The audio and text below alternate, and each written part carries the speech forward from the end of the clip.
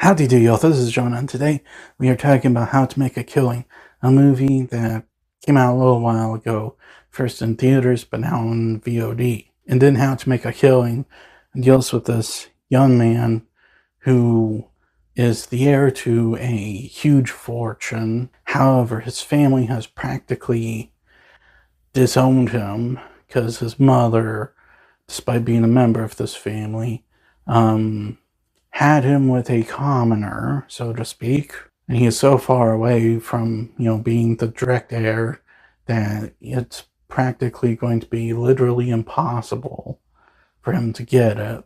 So he makes the mistake to start offing his own family members.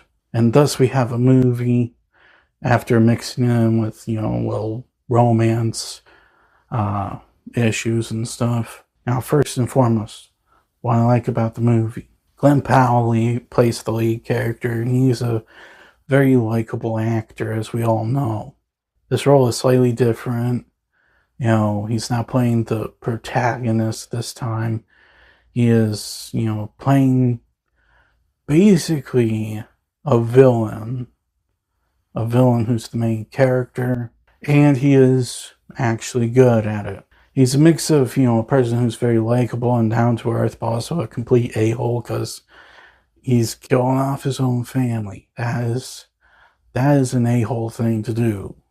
I also like the story because it's not this, eat the rich kind of story. The movie actually dwells into the morals of what he's doing, because what he's doing is objectively very wrong, and it does openly address that really there's only one person who kind of maybe deserves a bullet in the head, and it's not the people who you see him offing in the movie. It's not them. There's only one person who an argument can be made you just don't feel bad for, with the idea of seeing him kill. Everyone else, what did they do? Like I said, it is addressed.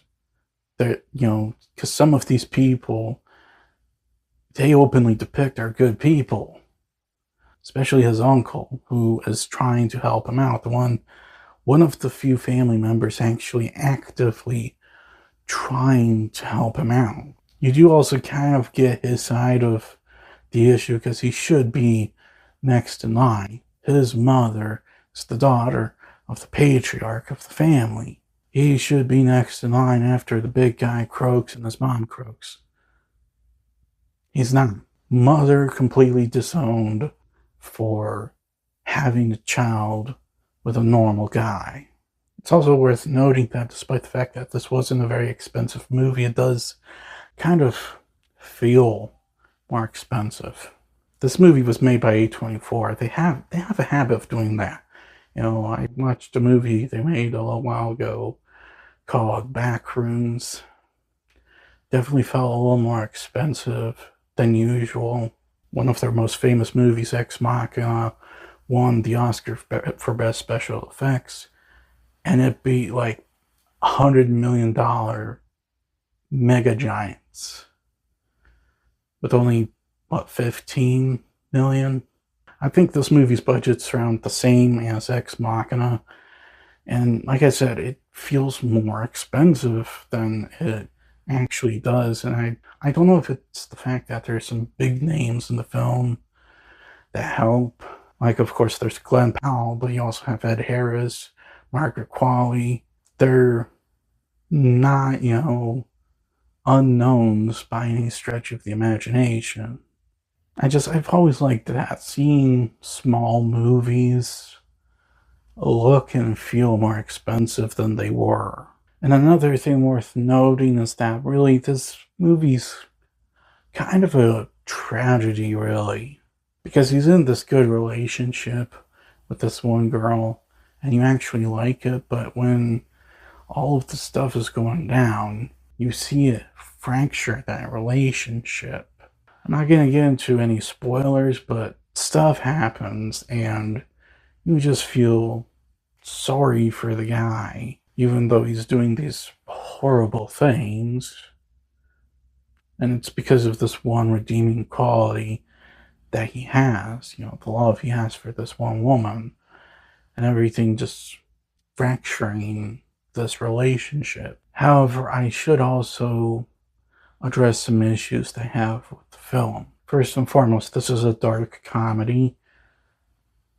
A lot of great, opportunities here, none of them taken. I just never found this movie to be that funny. There were a few, like chuckles and stuff, but at the end of the day, it just wasn't funny by any stretch of the imagination. It always bums me out, when you have a comedy and you're supposed to laugh but you don't. And lastly, the movie also felt longer than it was. This is something you could easily fix with editing, but it did feel a lot longer than it should have been. That's kind of a common thing with A24. The movies are very slow, and sometimes, like with Ex Machina, it works. Or The Witch, it definitely works with The Witch. But in this movie's case, it really would have been better if it was a slightly faster pace, because it's not supposed to be a slow burn thriller or a slow burn horror. It's a comedy. They're supposed to be a little bit fast. But all in all, I personally enjoyed How to Make a Killing. I thought it was a fun movie. It's not great at all. There's definitely some pacing issues. It's not very funny. All in all, I had a fun time with it. Again, it's nothing great, but if you guys have not checked it out, and especially if you're interested in checking it out, I would say go ahead. I'm going to give How to Make a Killing a 7. Well, that's all the time I have for today. Please look forward to more videos real soon. Please hit the like button if you enjoyed this video. Please also subscribe if you're new to the channel. And please don't forget, I also have a secondary channel where I do gaming content. Please go check it out. And as per usual, please remember to jet ski well.